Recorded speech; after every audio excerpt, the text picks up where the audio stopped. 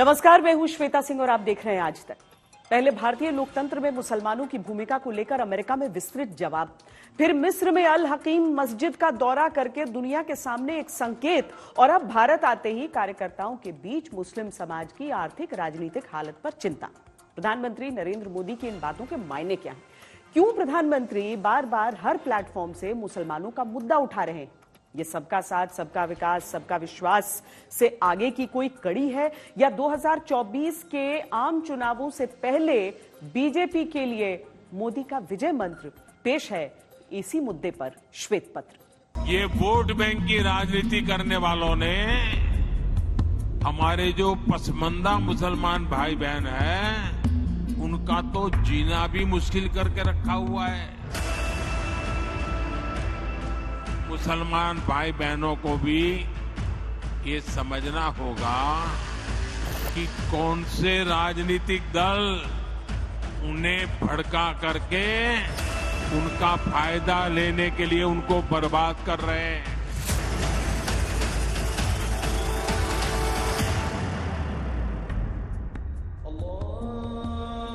मुसलमानों पर राजनीति आम बात है, शिया और सुन्नी का मुद्दा भी चलता है। 2024 के आम चुनावों की हर दस्तक के साथ पसमानदा मुसलमानों की फिक्र चिंता का दौर नया है। ऐसा नहीं है कि जिक्र पहले नहीं था, लेकिन जैसा अब है वैसा तो नहीं ही था। जो पसमानदा मुसलमान हैं, उन्हें आज भी बराबरी का हक नहीं मिलता। उन्हें नीचा और अछूत समझा जाता है। इसी समाज में मैं मुसलमान समाज की बात कर रहा हूं। मुसलमान भाइयों में जो हमारे पसमंदा भाई बहन हैं, जो पिछड़े हुए हैं, मैं उनकी बात करता हूं। वे कष्ट में गुजारा करते हैं, उनकी आवाज सुनने के लिए कोई तैयार नहीं है। उनके ही धर्म के एक वर्ग ने पसमंदा मुसलमानों का इतना शोषण किया है, लेकिन इसके ऊपर कभी देश में चर्चा नहीं हुई। ये सब इतने पिछड़े रहे हैं, इनके साथ इतना भेदभाव हुआ है। सबका साथ, सबका विकास, सबका विश्वास, सबका प्रयास। सत्ता के 9 साल सबका साथ, सबका विकास, सबका विश्वास और सबका प्रयास के नारे के साथ गूंजे। अब दूसरी पारी समाप्त होने को है और तीसरी पारी के लिए चुनाव चंद महीने दूर है। तो ये आह्वान है पीएम मोदी का कि बारी है वोटर्स की। तो अब उन्हें सबका साथ चाहिए, सबके साथ से लोकतंत्र का विकास चाहिए, सबका उनकी सरकार पर विश्वास चाहिए और 2024 में जीत सुनिश्चित करने में सबका सामूहिक प्रयास चाहिए। पसमानदा मुसलमान फिलहाल चर्चा में है। 2024 में फिर एक बार भाजपा की प्रचंड विजय तय है। इसी वजह से ये सारे विपक्षी दल बौखलाए हुए हैं। इसलिए इन्होंने तय किया है कि चुनाव से कुछ महीने पहले किसी भी तरीके से जनता को गुमराह करके, कुछ लोगों को बरगलाकर, झूठे आरोप लगाकर सत्ता हासिल की जाए। 2009 में जब मोदी सरकार नहीं थी, तब बीजेपी को 4% मुस्लिम वोट मिले थे। मोदी इस वादे के साथ आए कि वो सबका दिल जीत लेंगे, तो 2014 में उन्हें 9% वोट मिले, जो अटल आडवाणी के प्रचंड दौर से कई गुना थे। 2019 में जब विपक्ष ने लगातार सरकार को मुस्लिम विरोध के नाम पर घेरा, तब भी 8% मुस्लिम वोट पीएम मोदी के नाम पर मिलता रहा। 2014 से 2019 के बीच मुसलमानों का बीजेपी के प्रति, या कहा जा सकता है कि कम से कम पीएम मोदी के प्रति वोटिंग पैटर्न बहुत बदला नहीं। क्या 2024 में प्रधानमंत्री मोदी इस पैटर्न को बीजेपी के पक्ष में बदलना चाहते हैं? सत्ता से विपक्ष और विपक्ष से सियासत के विश्लेषकों तक मंथन और चिंतन जारी है कि आखिर क्या है पीएम मोदी के मन में। देश के अंदर जो विशेष तौर से लगभग 85% पिछड़े वर्ग से आने वाला मुसलमान रहता है, वह मुसलमान अनेक प्रकार के अभाव में है।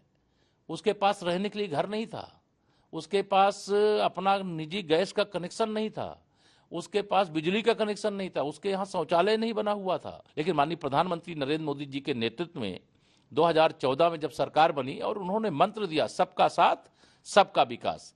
मकसद क्या है कि टारगेट करो भारत के मुसलमानों को, उनको ह्यूमिलेट करो। माननीय प्रधानमंत्री नरेंद्र मोदी जी के नेतृत्व में पसमानदा मुस्लिम समाज बड़ी संख्या में भारतीय जनता पार्टी से जुड़ रहे हैं। कि नरेंद्र मोदी जी और भारतीय जनता पार्टी सिर्फ और सिर्फ बंटवारे की राजनीति करके अपने वोट बैंक को करना चाहते हैं। पीएम मोदी जिस तरह मुसलमानों की बात हर मंच से खुलकर उठा रहे हैं, उससे सवाल उठता है कि क्या 2024 में चुनावी मुद्दा मुसलमान होंगे? क्या बीजेपी मुस्लिम विरोधी छवि बदलना चाहती है? क्या मुस्लिम वोटों के सहारे बीजेपी बड़ी जीत की तैयारी कर रही है? आगे की सियासत में मुसलमान बीजेपी के लिए जरूरी या मजबूरी?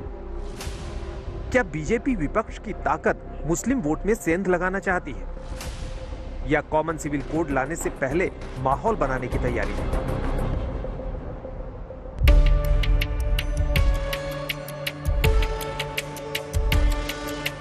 2023 की शुरुआत के साथ ही जब बीजेपी कार्यकारिणी की बैठक हुई तो प्रधानमंत्री मोदी ने संगठन पदाधिकारियों से लेकर बूथ स्तर के हर कार्यकर्ता को 3 स्पष्ट संदेश दिए। मुसलमानों के पास जाएं, उनकी समस्याओं को समझें, उनके लिए गलत बोलने से बचें।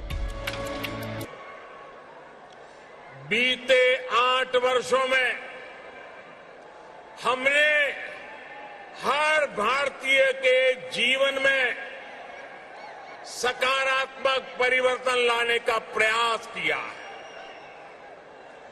देशवासियों का जीवन कैसे आसान हो, विकास का लाभ कैसे हर व्यक्ति हर क्षेत्र तक पहुंचे, इसके लिए हमने निरंतर काम किया है।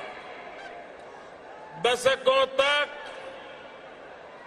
जो वंचित रहे, शोषित रहे, उनको भी राष्ट्रीय योजनाओं के माध्यम से हमने विकास में भागीदार बनाया है। चुनाव जैसे जैसे करीब आते जाते हैं, मुसलमान एक मुद्दा बनकर राजनीतिक दलों के एजेंडे में सज जाते हैं। बीजेपी पर हमेशा मुसलमानों को साइडलाइन करने का आरोप लगता रहता है, लेकिन जनवरी 2023 की बीजेपी कार्यकारिणी की बैठक के बाद से अब तक जिस तरह बीजेपी, खासकर प्रधानमंत्री और आरएसएस जैसा संगठन मुस्लिम समाज को लेकर बयान दे रहा है, वो क्या कहता है? मुसलमान वोट बीजेपी के लिए जरूरी है या वो बन चुके हैं एक तीर से कई निशाने साधने के लिए बड़ी मजबूरी?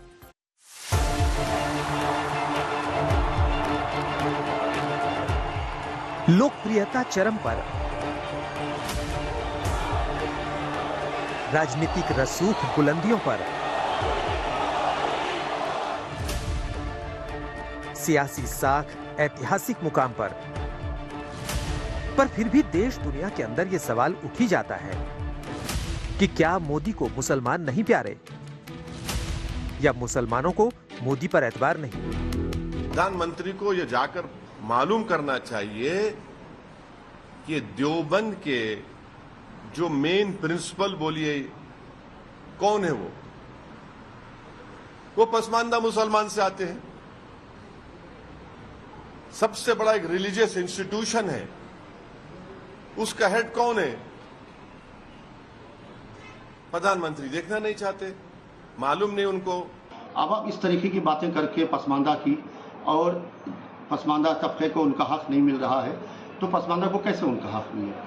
उसके लिए सरकार एक ऐसा सख्त से सख्त कानून बनाए जिससे सबको बराबर से हक मिल सके। जो जिसकी हक है वो उनको मिलना चाहिए, और फकत एक मुसलमान नहीं, पसमानदा नहीं, बल्कि शियों के हुकूक भी नहीं मिले, तो सबके हुकूक की बात होना चाहिए। हम तो बहुत खुश होंगे आप पसमादा ही की तो प्रॉब्लम है, हर सोसाइटी के अंदर अगर प्रॉब्लम है तो पसमादा की है। अगर कुछ होना चाहिए तो पसमादा के लिए होना चाहिए, राइट ना। वैसे अगर मोदी काल और मुसलमानों की नुमाइंदगी को आंकड़ों में समझने की कोशिश की जाए तो इतिहास में थोड़ा पीछे चलना होगा। मुसलमानों की संख्या को देखते हुए लोकसभा में उनकी संख्या 76 सांसदों की होनी चाहिए, लेकिन 1980 में 49 चुने गए मुसलमान सांसद अब तक की सबसे बड़ी संख्या है। 2014 में बीजेपी एकमात्र ऐसी पार्टी बन गई जो बहुमत से सरकार में आई, लेकिन उसमें एक भी सांसद मुसलमान नहीं था। तो क्या बीजेपी ने हिंदुत्व की राजनीति के लिए मुसलमानों को दरकिनार किया? आइए ये भी आंकड़ों में समझ लेते हैं। 2014 में बीजेपी ने 7 मुसलमान उम्मीदवारों को टिकट दिया था, लेकिन एक भी नहीं जीता। 2019 में बीजेपी ने 6 मुसलमानों को टिकट दिया, लेकिन उनमें से भी एक भी नहीं जीत कर आया। अगर मोदी के दौर से पहले की बात करें तो 2009 में भी बीजेपी ने 4 मुसलमानों को पार्टी का टिकट दिया था, लेकिन तब सिर्फ एक कैंडिडेट जीता और वो थे शहनवाज हुसैन। हम वोटर और डेमोक्रेटिक प्रक्रिया को हिंदू मुसलमान के रेफरेंस में नहीं देखेंगे। हम कम्युनल बनना नहीं चाहते भैया। वैसे अगर मोदी सरकार के मौजूदा स्वरूप को देखा जाए तो लोकसभा में प्रचंड बहुमत और राज्यसभा में 90 से अधिक सांसद होने के बावजूद केंद्र सरकार में एक भी मुसलमान नहीं है। आजादी के 75 सालों में ये ऐसा पहली बार होने का रिकॉर्ड है। सरकार के मौजूदा स्वरूप को देखते हुए विपक्ष की तरफ से सवाल उठते हैं तो अंतर्राष्ट्रीय स्तर पर भी जवाब देने होते हैं। एक मुसलमान को टिकट नहीं देती बीजेपी। एक बात समझिए, इनमें जो नफरत है ना, नफरत एक तौर तो बीजेपी ने मुसलमानों को इनविजिबल कर दिया, किसी एक को टिकट नहीं देती। हालांकि पीएम मोदी हर बार सबका साथ सबका विकास का नारा देते हैं और उनकी सरकार में हुनर हाट, सीखो कमाओ योजना, हज यात्रा में जीएसटी में कमी, उस्ताद योजना, अल्पसंख्यक लड़कियों की शादी में 51,000 की मदद समेत केंद्र की सभी योजनाओं में मुस्लिम समाज की बराबर की हिस्सेदारी है। जब आप डेमोक्रेसी कहते हैं, जब डेमोक्रेसी को स्वीकार करते हैं और जब हम डेमोक्रेसी को लेकर के जीते हैं, तब डिस्क्रिमिनेशन का कोई सवाल ही नहीं उठता है। और इसलिए भारत सबका साथ, सबका विकास, सबका विश्वास, सबका प्रयास, उन मूलभूत सिद्धांतों को लेकर के, और इसलिए हम चलते हैं। बीजेपी के नए मिशन में अब मुसलमान भी शामिल हैं और संघ यानी आरएसएस भी इस तरफ काफी ध्यान दे रहा है। काफी पहले से मेल मुलाकातों के दौर संघ नेताओं और मुस्लिम नेताओं के जारी है। अब विदेशी तो यहाँ से चले गए, लेकिन इस्लाम की पूजा कहाँ सुरक्षित चलती है? यही सुरक्षित चलती है। सभी को यह समझना आवश्यक है, ये मातृभूमि हमारी है। ये भूलकर हमारी पूजाएं अलग अलग है, 2-4 विदेशी भी है, फिर भी एक समाज के नाते हम इस देश के हैं। प्रधानमंत्री मोदी की मुसलमानों को वंचितों में शामिल करने की अपील चुनावी रणनीति है या दुनिया को भारतीय लोकतंत्र के दर्शन की मजबूत तस्वीर दिखाना, या फिर दोनों? फिलहाल मौका चुनावी है तो मुद्दा भी सियासी बना हुआ है। राजनीति के केंद्र में मुसलमान, मुसलमानों के मुद्दे, मुसलमानों की पसंद नापसंद जैसी बातें तो हमेशा से सुनी जाती थी, लेकिन बड़ी तेजी से अब पसमानदा मुसलमान और उनके मुद्दे सुनाई देने लगे हैं। आखिर पसमानदा मुसलमान कौन है और देश की राजनीति में अचानक से इतने महत्वपूर्ण क्यों हो गए? ये वोट बैंक की राजनीति करने वालों ने हमारे जो पसमानदा मुसलमान भाई बहन हैं, उनका तो जीना भी मुश्किल करके रखा हुआ है। वो तो तबाह हो गए, उनको कोई फायदा नहीं मिला है। वे कष्ट में गुजारा करते हैं, उनकी आवाज सुनने के लिए कोई तैयार नहीं है। प्रधानमंत्री हमको ये बताओ कि फिर आप कर्नाटका में रिजर्वेशन क्यों निकाले भैया? वही तो Pasmanda backward class of Muslims को मिल रहा था ना। मैं बहुत ही खुश होऊंगा इस बात से अगर हमारे प्राइम मिनिस्टर साहब जो है पसमानदा मुसलमानों के लिए कुछ करें। तो वो अभी जो इनको निकाला जा रहा है हिमाचल प्रदेश में, उसमें पसमानदा नहीं है, उसमें पसमानदा को एग्जेम्पशन कर दिया है क्या? जो कहा गया कि 20 दिन में खाली कर दो, तो उसमें पसमानदा खाली वहां ये कोई है प्राइम मिनिस्टर उनके प्रोटेक्शन कुछ करेंगे। पसमानदा मुसलमान कौन है और क्यों उनका जिक्र चुनावी चश्मे से देखा जा रहा है, ये जानने से पहले देश भर में राज्यवार मुस्लिम वोटर्स की ताकत देख लीजिए। लक्षद्वीप 96.58%, केरल 26.56%, तमिलनाडु 5.86%, पुडुचेरी 6.05%, कर्नाटक 12.92%, आंध्र प्रदेश 9.56%, गोवा 8.33%, महाराष्ट्र 11.54%, छत्तीसगढ़ 2.02%, ओडिशा 2.12%, झारखंड 14.53%, पश्चिम बंगाल 27.01%, नागालैंड 2.47%, मणिपुर 8.40%, मिजोरम 1.35%, त्रिपुरा 8.60%, सिक्किम 1.62%, मेघालय 4.40%, असम 34.22%, अरुणाचल प्रदेश 1.95%, बिहार 16.87%, उत्तर प्रदेश 19.26%, मध्य प्रदेश 6.57%, राजस्थान 9.07%, गुजरात 9.67%, दिल्ली 12.86%, हरियाणा 7.03%, पंजाब 1.93%, उत्तराखंड 13.95%, हिमाचल प्रदेश 2.18% और जम्मू कश्मीर 68.31%। अब ये जो स्क्रीन पर देश भर में मुसलमानों के कुल आंकड़े आप देख रहे हैं, इनमें से 85% मुसलमान पसमानदा की श्रेणी में आते हैं और शेष 15% उच्च वर्ग के मुसलमान हैं, जिन्हें अशरफ कहा जाता है। पसमानदा शब्द उर्दू फारसी का है, जिसका अर्थ होता है पीछे छूटे या नीचे ढकेल दिए गए लोग। 85% होने के बावजूद मुस्लिम समाज में इनकी स्थिति बहुत अच्छी नहीं है और ये आर्थिक, सामाजिक और शैक्षणिक रूप से काफी पिछड़े हैं। ज्यादातर पसमानदा ओबीसी के अंतर्गत आते हैं और ये अपने समुदाय के भीतर ही एक सामाजिक लड़ाई लड़ रहे हैं। इसे लेकर आंदोलन भी हो चुके हैं। मैं मुसलमान समाज की बात कर रहा हूँ। मुसलमान भाइयों में जो हमारे पसमानदा भाई बहन हैं, जो पिछड़े हुए हैं, मैं उनकी बात करता हूँ। पसमानदा मुसलमान मोची होते हैं, भिस्ती होते हैं, जोगी होते हैं, लाल बेंगी होते हैं, भटियारा होते हैं, मिरासी होते हैं, डफाली होते हैं, मुकेरी होते हैं, मदारी होते हैं, जुलाहा होते हैं, लंबाई होते हैं, बेदा होते हैं, बामणिया भी होते हैं, छिया होते हैं, लहरी होते हैं, हल्दर होते हैं, सिकदर होते हैं, कितनी ही जातियां।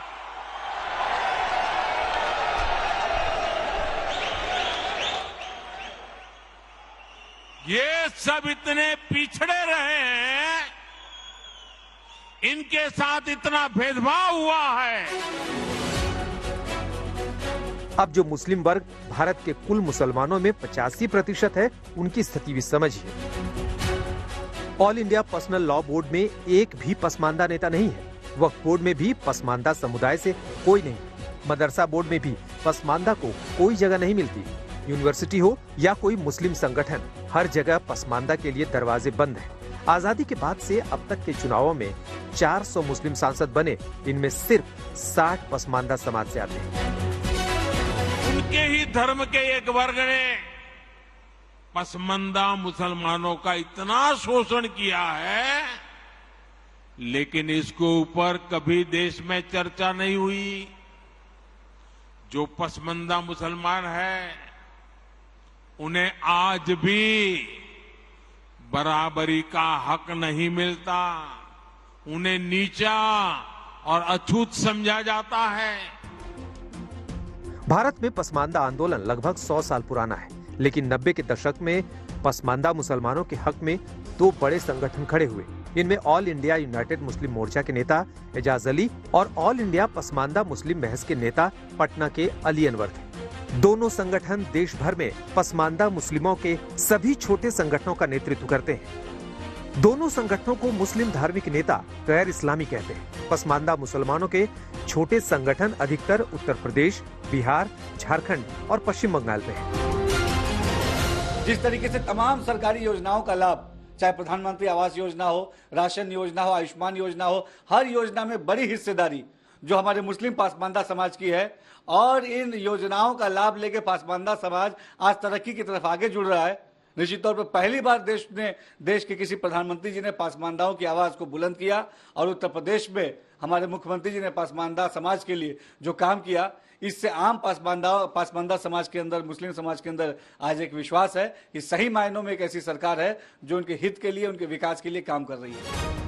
पसमानदा समाज से जुड़े मुसलमान बहुलता में हैं। अगर इनमें से थोड़े थोड़े से भी बीजेपी के पक्ष में आ जाते हैं तो नजदीकी मुकाबलों वाली सीटों पर सीधा प्रभाव पड़ सकता है। बीजेपी 2024 के लिए बड़ा लक्ष्य लेकर निकली है तो रणनीति में बड़े वर्ग को साथ लाना ही पड़ेगा। पसमानदा मुसलमानों के साथ की आस उसी का एक अहम हिस्सा हो सकता है। बीजेपी मुसलमानों के मुद्दे उठाने की कोशिश करती है तो विपक्षी दल बीजेपी पर नीति और नियत में खोट के आरोप लगाकर घेरते हैं। विपक्षी दलों की ओर से कोई कोशिश होती है मुसलमानों की तरफ तो बीजेपी इसे मुस्लिम तुष्टीकरण से जोड़ती है। यानी मुद्दे के तौर पर तो मुसलमान पक्ष विपक्ष दोनों के लिए ही जरूरी है। 2024 से पहले सुनाई देती मुस्लिम राजनीति के क्या मायने हैं, आइए वो भी समझा देते हैं। दखनी में कहावत है कि मां से बढ़ के चाहिए पापा कुटनी कहलाई। उसमें क्या है कि एक मुसलमान आपका एमपी नहीं है, एक मुस्लिम मिनिस्टर आपके पास नहीं है। ये कहां है कि डाइवर्सिटी, प्लुरलिज्म? हमारे जो पुराने नेताओं ने जिस तरीके के देश को बनाया था, जिसमें धर्म के आधार पे कोई भेदभाव नहीं था, उस भेदभाव को भारतीय जनता पार्टी ने लाभ उठाना चाहा और मुस्लिम को हटा दिया। গিয়ে বলবে হিন্দুদের এলাকায় খুব গালাগালি দাও হিন্দুদের, তাহলে কি হবে? হিন্দুরা রেগে যাবে, ভোটটা আমি পাবো। আর মুসলিম এলাকায় গিয়ে তুমি মুসলিমদের হয়ে এমন ভালো ভালো কথা বলো যাতে মুসলিমদের ভোটটাও আমি পাই। অর্থাৎ বিজেপি হিন্দুদের ভোটটা নেবে আর ও মুসলিমদের ভোটটা নেবে, আর আমি কি কাঁচা কলা খাবো? वोट बैंक की इस देश में अगर सबसे बड़ी कोई राजनीति करता है तो बीजेपी और प्रधानमंत्री करते हैं। प्रधानमंत्री ने मुस्लिम बैकवर्ड क्लासेस के लिए क्या काम किया? एक काम तो गिनाए वो। बीजेपी पर हिंदुत्व की राजनीति का आरोप लगता है और इस तरह अलग अलग राज्यों में अलग अलग पार्टियों के लिए मुस्लिम वोट एक गारंटी के तौर पर मिलता रहता है। उदाहरण के तौर पर कर्नाटक के हालिया चुनाव परिणामों को देखिए।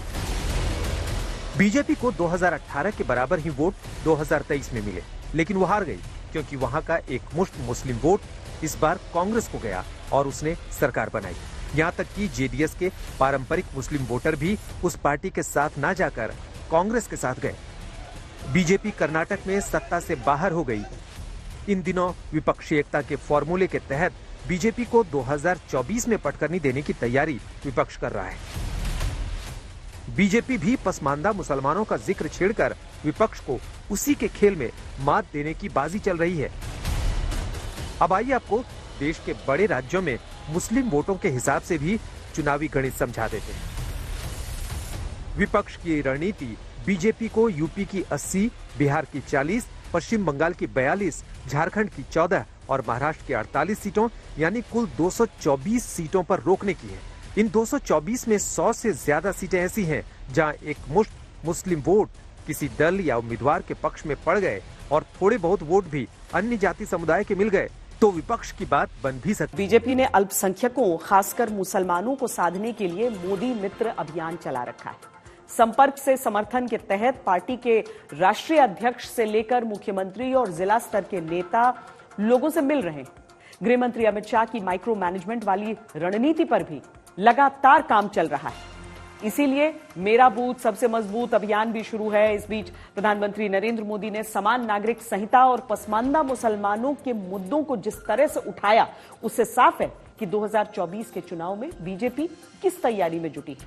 24 का लोकसभा चुनाव तो इससे भी अच्छा होगा क्योंकि देश माननीय नरेंद्र मोदी जी को फिर से प्रधानमंत्री बनाना चाहता है और हम यूपी की 80 की 80 और देश में तो सारे रिकॉर्ड टूटेंगे, ऐसा मेरा भरोसा है।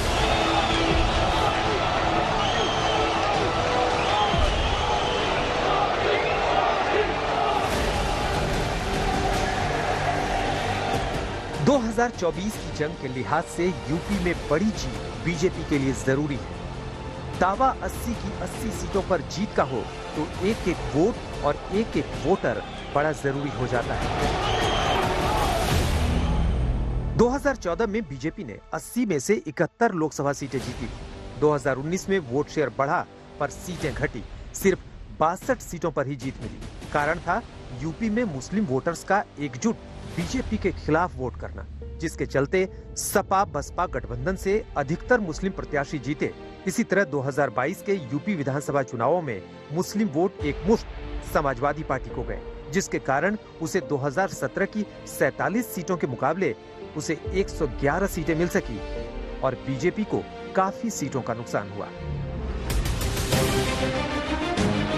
हालांकि मुस्लिम बाहुल्य आजमगढ़ और रामपुर सीटों पर जब उपचुनाव हुए तो अप्रत्याशित रूप से बीजेपी को उनमें जीत मिली थी। इसी तरह मुस्लिम प्रभाव वाली स्वार विधानसभा, जहां से आजम खान के बेटे ने जीत दर्ज की थी, वहां से उपचुनाव में भी एनडीए प्रत्याशी जीता तो बीजेपी को एक फॉर्मूला मिल गया। मुस्लिमों में वंचितों यानी पसमानदा मुसलमानों को साथ जोड़ने का। प्रधानमंत्री मोदी ने उसी पर फोकस करते हुए अपनी बाजी चल दी।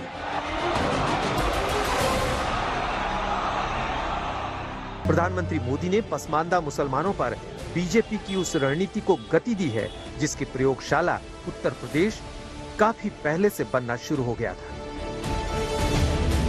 पसमानदा समाज के दानिश अंसारी को मंत्री बनाना, निकाय चुनावों में रिकॉर्ड संख्या में पसमानदा मुसलमानों को टिकट देना, जिनमें कई बीजेपी के सिंबल पर जीतकर भी आए। मध्य प्रदेश की धरती से प्रधानमंत्री मोदी ने 3 तलाक का जिक्र छेड़ा तो मुस्लिम महिला मतदाताओं को बीजेपी से जोड़ने का उपक्रम था। ये वोट बैंक भूखे लोग मुस्लिम बेटियों के साथ बहुत बड़ा अन्याय कर रहे हैं। 3 तलाक की बात कौन कर रहा है प्रधानमंत्री जी? आज तो 3 तलाक का कोई नाम भी नहीं ले रहा है। आप इस मुद्दे को क्यों उठा रहे हैं? आप इस मुद्दे को भी जानबूझ के उठा रहे हैं। आपके लिए चुनावी मुद्दे 3 तलाक, यूसीसी, लव जिहाद, यही तो आपके मुद्दे हैं। इन्हीं पे आप चुनाव लड़ते हैं। आपके लिए बेरोजगारी, आपके लिए महंगाई, आपके लिए काला धन, ये सब मुद्दे ही नहीं है। 3 तलाक का तो कोई नाम नहीं ले रहा है, प्रधानमंत्री अकेले नाम ले रहे हैं। पसमानदा मुसलमानों की स्थिति पर सबसे बड़ी चिंता जताई तो वो एक वर्ग को साथ लाने की कवायद थी। ये वोट बैंक की राजनीति करने वालों ने हमारे जो पसमानदा मुसलमान भाई बहन हैं, उनका तो जीना भी मुश्किल करके रखा हुआ है। 2024 में जब आपकी किश्ती डूब रही है, कोई सहारा नहीं, तो आप ध्रुवीकरण करना चाहते हैं। ध्रुवीकरण में भी आप मात खाओगे। हमारे देश के प्रधानमंत्री को सर्वधर्म समभाव याद आ गया। मैं तो ये चाहती हूँ ऐसा ही सर्वधर्म समभाव मोदी जी हिंदुस्तान में भी दिखाएं, यहाँ पर भी किसी दरगाह मस्जिद में जाएं। 2023 में मध्य प्रदेश में विधानसभा चुनाव होने हैं और उसी से लगे हैं 2024 के लोकसभा चुनाव। विपक्षी गठबंधन एकता के प्रयासों के बीच पीएम मोदी ने जिस तरह पसमानदा मुसलमानों का मुद्दा उछाला है, वो राज्यों में क्षेत्रीय पार्टियों के बीच अपने वोट बैंक की चिंता बढ़ाएगा। क्योंकि एक सच तो ये है ही कि गैर बीजेपी राज्यों में सत्ता जिस भी दल के पास हो, मुस्लिम वोट उसमें बेहद अहम है। विपक्षी एकता की कोशिशों में लगी पार्टीज में अगर देखा जाए तो यूपी में जो अखिलेश के वोट बैंक हैं, उसकी जरूरी कड़ी मुसलमान है। बीएसपी को भी वो चाहिए और कांग्रेस को भी। इसी तरह बंगाल में तृणमूल वोटों के लिए टीएमसी और लेफ्ट के साथ कांग्रेस में भी लड़ाई रहती है। बिहार में जेडीयू, कांग्रेस, आरजेडी सबको वजूद बचाने के लिए मुसलमान वोट चाहिए। प्रधानमंत्री मोदी पसमानदा का ध्यान अपनी ओर 1% भी खींच पाए तो कई सीटों पर परिणाम चौंकाने वाले हो सकते हैं। विपक्षी नेताओं को अब एकता से पहले अपने राज्यों में अपने वोट बैंक की चिंता बढ़ जाएगी। चुनावों के माहौल में मुद्दे जब उछलते हैं तो पॉलिटिकल एजेंडा बन जाता है। पीएम मोदी के पसमानदा मुसलमानों पर खुलकर बात करने के बाद यह मुद्दा राष्ट्रीय राजनीति का मिजाज सेट करता दिख रहा है। लेकिन ऐसा नहीं है कि पहले पीएम मोदी की राजनीति में मुसलमानों का कोई रोल नहीं रहा। देश हो या विदेश, पीएम मोदी ने मुस्लिम राजनीति में अपने पक्ष को लेकर कई बार स्पष्ट संकेत दिए। सऊदी अरब ने वहां के क्राउन प्रिंस भारत आए थे।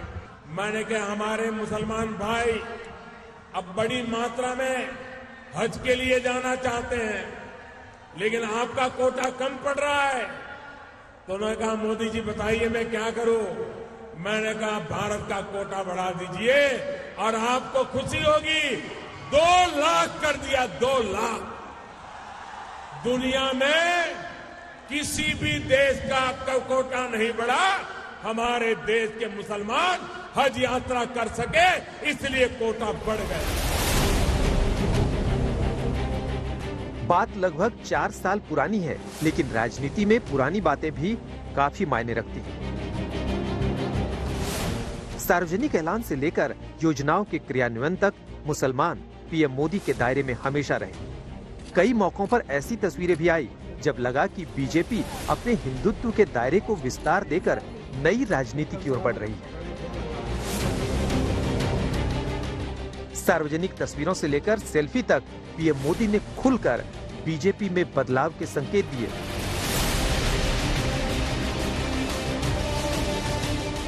जब देश से बाहर गए तब भी प्रधानमंत्री मोदी ने कई बार अपने कदमों से सबको चौंकाया।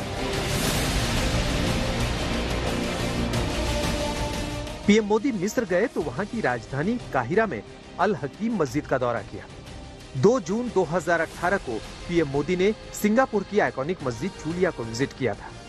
वहीं 30 मई 2018 को पीएम मोदी ने इंडोनेशिया की ग्रैंड इस्तिकलाल मस्जिद का दौरा किया, जो कि दक्षिण पूर्व एशिया की सबसे बड़ी मस्जिद है।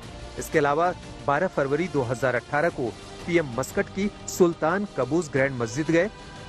16 अगस्त 2015 को पीएम मोदी ने यूएई की शेख जायद ग्रैंड मस्जिद का दौरा किया। चूंकि देश का माहौल चुनावी रंग में रंगने लगा है, इसलिए बात के कई मायने सियासत के लिए लाजमी है। इसी में एक चर्चा है यूनिफॉर्म सिविल कोड। आजकल हम देख रहे हैं कि यूनिफॉर्म सिविल कोड के नाम पर ऐसे लोगों को भड़काने का काम हो रहा है। आप मुझे बताइए, एक घर में परिवार के एक सदस्य के लिए एक कानून हो, परिवार के दूसरे सदस्य के लिए दूसरा कानून हो, तो क्या वो घर चल पाएगा? क्या कभी भी चल पाएगा क्या? फिर ऐसी दोहरी व्यवस्था से देश कैसे चल पाएगा? ये माना जा रहा है कि 2024 में जाने से पहले बीजेपी को यूसीसी लागू करके अपना चुनावी घोषणा पत्र पूरा करना है। मुस्लिम समाज के बीच यूसीसी को लेकर तीखी प्रतिक्रिया है। प्रधानमंत्री मोदी अपनी रैलियों में अभी से यूसीसी को लेकर मुसलमानों के मन का संशय भी निकालने में जुटे हैं। आपको याद होगा सन 85 में एक मौका ऐसा आया था जब शाहबानो के मामले में जिस वक्त की समान नागरिक कानून की दिशा में उसके सफर को कांग्रेस पार्टी आगे बढ़ा सकती थी, लेकिन कांग्रेस पार्टी ने उस समय भी अपने संख्या बल का इस्तेमाल समावेशी सुधार पर सांप्रदायिक वार पर में किया, और जिसका नतीजा हुआ कि कांग्रेस पार्टी की इस कम्युनल करतूत का नतीजा रहा कि कॉमन सिविल कोड दशकों कारागार में कैद रहा। अब रिहाई का यही समय है, सही समय है।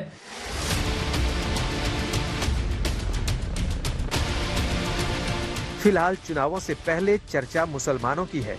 कितने मोदी के मन के और कितनों का मन मोदी के साथ, ये सवाल अभी बहस के केंद्र में है। 80 बनाम 20 की चर्चा खूब सुनाई देती है, लेकिन 2024 के आम चुनावों से पहले जिस तरह बीजेपी का स्टैंड सामने आ रहा है, उससे ये सवाल उठ रहे हैं कि इस बार मुस्लिम वोटों की लड़ाई में क्या उसे भी अपनी हिस्सेदारी चाहिए। वैसे बीते कुछ समय में बीजेपी को कुछ ऐसे संकेत मुस्लिम समाज की ओर से मिले जो देश की राजनीति में कुछ बदलाव का इशारा कर सकते हैं।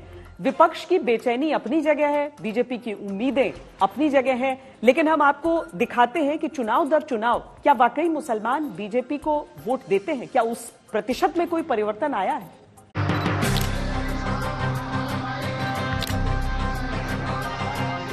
बीजेपी का अल्पसंख्यक मोर्चा देश भर में मोदी मित्र बनाने में जुटा है। ये तस्वीरें देवबंद की हैं, जहां मुसलमानों से जुड़े हर मुद्दे पर बीजेपी का स्टैंड क्लियर किया जा रहा है। हमें मकान बना के भी दिया, राशन कार्ड दिया, सिलेंडर चूल्हा दिया, बहुत सारे हमें लाभ मिल रहे हैं। वैसे भी पैसे भी आते हैं हमारे खाते में और हम तो उनके बहुत आभारी हैं जी। हाँ, उन्हीं का ही हो रहा। बस जब अच्छे हैं वो सारे काम बढ़िया कर रहे हैं और सबको लाभ भी दे रहे हैं, तो इसलिए अच्छे हैं वो।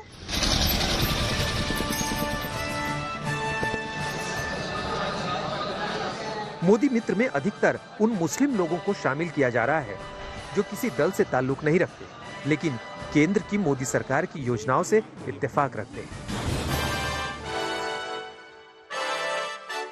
हर लोकसभा सीट में 500 से 600 तक मोदी मित्र बनाने का काम तेजी से चल रहा है। टारगेट एक लोकसभा में 5000 मोदी मित्र बनाने का है। एक विधानसभा में 700 से 750 मोदी मित्र बनाने का टारगेट है। अल्पसंख्यक मोर्चा ने मोदी मित्र बनाने के लिए 64 ऐसी लोकसभा सीटों की पहचान की है जहां मुस्लिम आबादी 30% या इससे ज्यादा है। मुस्लिम बीजेपी के साथ लगातार जुड़ रहा है। अभी निकाय चुनाव में आपने देखा होगा और बोटी बोटी गैंग को हराने का काम भी मुसलमानों ने किया है। भारतीय जनता पार्टी को 18,000 वोट मिला है। अगर ये 18,000 वोट भाजपा को मिला है तो ये 24 के अंदर वोट बढ़ेगा और लगातार विश्वास मुसलमानों का मोदी जी पर बढ़ रहा है। देश में लड़ाई अभी तक 80 और 20% की सुनी थी, लेकिन बीजेपी की रणनीति 20 के अंदर से भी अपनी हिस्सेदारी सुनिश्चित करने की है। अधिक रुपये खर्च, बूथ से लेकर यूथ तक जोड़ने की कवायदें जारी है। मुसलमानों का जरा भी साथ अगर बीजेपी से जुड़ा तो कई पुरानी वोट बैंक की कड़ियों का टूटना तय है। राजनीति बीजेपी की अगर बदलेगी तो बदल विपक्ष की भी जाएगी। श्वेत पत्र में आज के लिए इतना ही। देश और दुनिया की बाकी खबरों के लिए आप देखते रहिए आज तक।